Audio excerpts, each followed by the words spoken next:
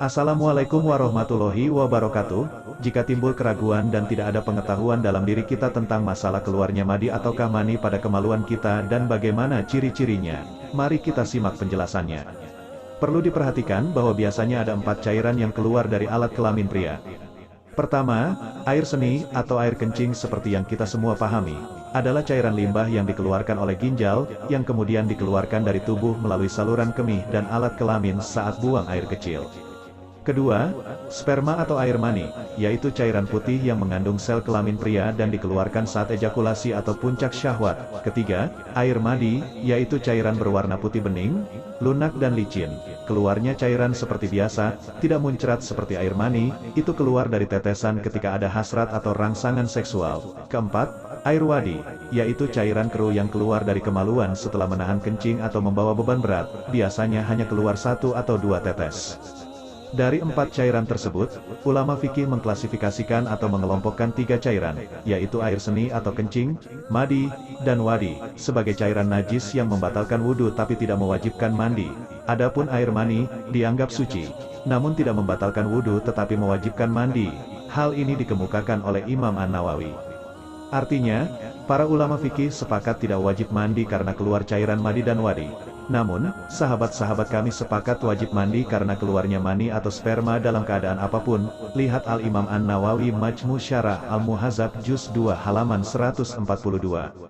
Lantas bagaimana ketika Anda sendiri tidak dapat memastikan apakah itu madi atau sperma yang wajib mandi? Seperti yang telah disebutkan tadi bahwa cairan madi berwarna putih muda, lembut dan halus, keluarnya cairan normal dan tidak muncrat seperti air mani, itu keluar dari tetesan ketika ada hasrat atau rangsangan seksual. Sementara cairan mani atau sperma, sebagaimana dikemukakan Syekh Abdul Karim bin Muhammad Ar-Rafi'i, memiliki 3 ciri khas. Pertama, aromanya seperti aroma adonan tepung atau mayang kurma selama masih basah, namun jika sudah kering, aromanya seperti aroma putih telur. Kedua, keluarnya sperma atau ejakulasi ditandai dengan orgasme atau puncak syahwat. Tak heran jika keluarnya sperma diakhiri dengan lemahnya kemaluan dan pecahnya syahwat. Dan yang ketiga, keluarnya sperma disertai dengan rasa nikmat. Menurut Syekh Nawawi Banten, jika ada cairan keluar dari lubang kemaluan dengan semua ciri tadi atau memiliki salah satunya, maka sudah bisa dikategorikan mani dan orang yang mengalaminya wajib mandi junub.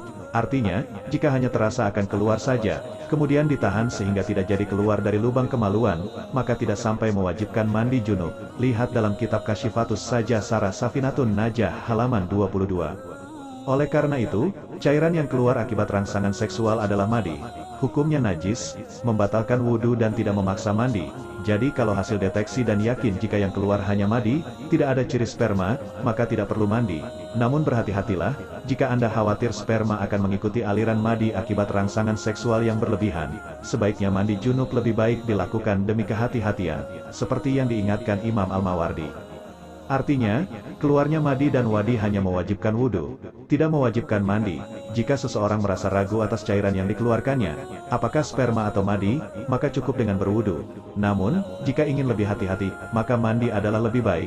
Al-Mawardi, Al-Iqna, Fil Fiqih Syafi'i Jilid 1, halaman 27, demikian penjelasannya.